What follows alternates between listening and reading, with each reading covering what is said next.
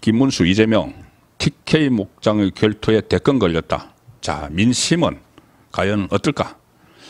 제가 이거 처음부터 말씀을 드렸죠. TK가 성부수다, 성부처다. TK. 특히 뭐 부산, 울산, 경남도 마찬가지고 다른 지역도 다 중요하지만 TK에서 바람을 일으켜 간다면은 이 승산이 확 높아진다. 근데 지금 현재 과거와는 지금 다른 상황이 나타나고 있다는 겁니다. 뭐냐 하면은 뭐 여러 조사 가운데 하나만 한국 갤럽도 이 전화 면접은 조사하기 때문에 김문수 후보에게 불리하게 나오기는 하지만 이 불리하게 나온 걸 전제로 말씀을 드리겠습니다. 한국 갤럽 최근 조사에 따르면은 대구 경북 지역에서 김문수 48%, 이재명 34%입니다. 자, 김문수 48, 이재명 34. 불과 14%포인트 차이 나죠. 그런데 2022년 대선에서 TK에서 윤석열 후보는 75%, 이재명은 한 20% 받았습니다. 윤석열 후보가 50%포인트 가까이 이렇게 앞서서 결국 0.73%포인트로 이기는데 혁혁한 변수가 된 것이죠. 50% 차이를 내버린 것이 TK에서. 그런데 지금은 차이가 불과 14%포인트입니다. 14%포인트. 이래서는 안 되죠. 그래서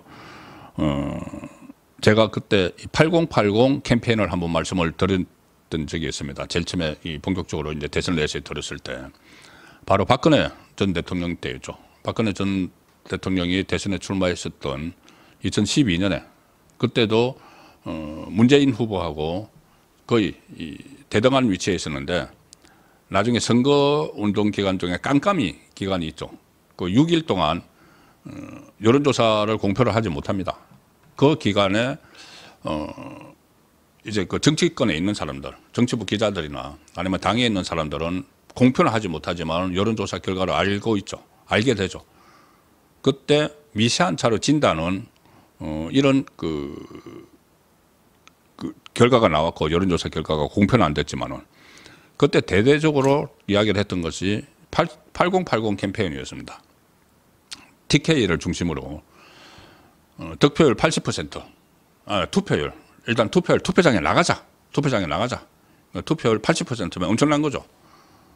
평균 대선 그 투표율이 70%, 그때 이명박 전 대통령이 될 때는 60%대까지 갔는데 TK에서 80% 투표를 하자. 그리고 그중에서 80% 득표를 하자. 80%. 그래서 그거 박근혜 전 대통령이 이루어냈습니다. 그때 그 대구 경북에서 80점 몇 %씩 다 받았습니다. 그래서 문재인 후보를 꺾고 51.6%라는 사상 최고의 득표율로 대통령이 당선이 됐죠. 그런데 그게 대구 경북에만 영향을 미치는 것이 아니고 이 대구 경북에 거주하는 유권자가 80% 투표에 80% 득표인데 이 서울에 이게 수도권에 거주하는 국민의힘 지지층 중에서도 이 대구 경북에 그 연고가 있는 분들이 많죠. 그때도 그런 운동도 벌어졌습니다. 전화를 해서 그러니까 대구 경북에 있는 어르신들이 수도권에 아니면 충청권에 객지에 나가 있는 아들, 손자, 며느리 다 전화를 해서 투표장에 나가게 하자. 그래서 그게 이제 8080 캠페인이었죠. 그게 승리의 원동력이 됐습니다. 지금은 그때보다 더 절박하죠. 이 8080을 해야 되는 이유가 일단 그 이재명의 집권을 막아야 된다는 점에서 보수 텃밭으로 불리는 보수의 심장이라고 불리는 대구 경북에서 먼저 그것을 앞장서야 되는 거죠. 왜 그러냐 하면은 이 대구 경북, 부산, 울산, 경남도 마찬가지입니다. 또 다른 지역도 있지만은 어쨌든 이 대구 경북이 그동안 역대 대통령들을 뭐 박정희 전 대통령부터 그다음 박근혜, 이명박 이렇게 쭉 그 배출을 하면서 이 산업화의 가장 앞장섰죠. 그 전에 그 전두환, 노태우 이렇게 해서 가장 많은 대통령이 배출을 하면서 뭐 공간은 따로 있지만은 어쨌든 산업화에 앞장서고 우리나라의 지금의 이 정체성을 박정희 전 대통령 때부터 시작해서 최근의 그 박근혜, 그 윤석열 전 대통령 이전에 그러니까 이 우리나라 국가 정체성을 이렇게 깃털을 마련해온 쪽이 TK 쪽입니다. 굳이 뭐 정권만 그런 것이 아니고 어떤 뭐 산업 분야나 이 경제 발전 측면에서 경제도 발전시키고 또 이념적으로는 국가 정체성을 함축하고 산업화를 이끈 쪽이 TK죠.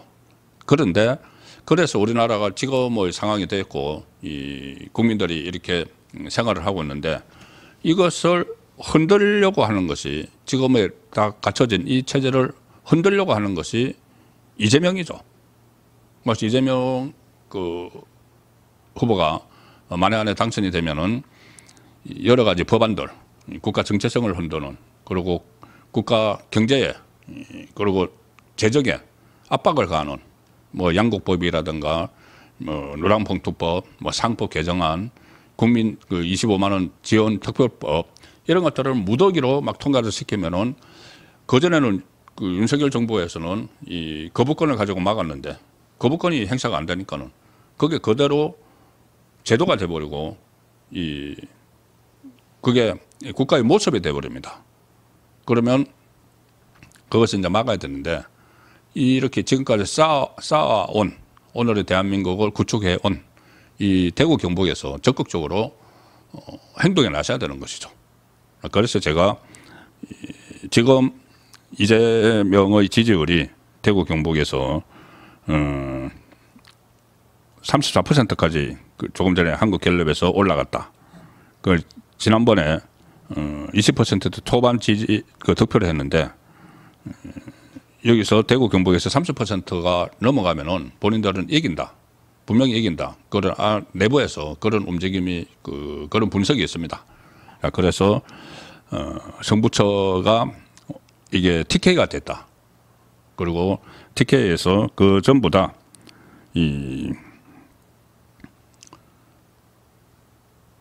그러니까 결집력이 국민의힘 후보 김문수 후보에 대한 결집력이 상당히 지금 약해지고 있기 때문에 좀 경각심을 끼워서 아무튼 캠페인이라도 좀 벌여야 되는 것 아닌가 싶습니다.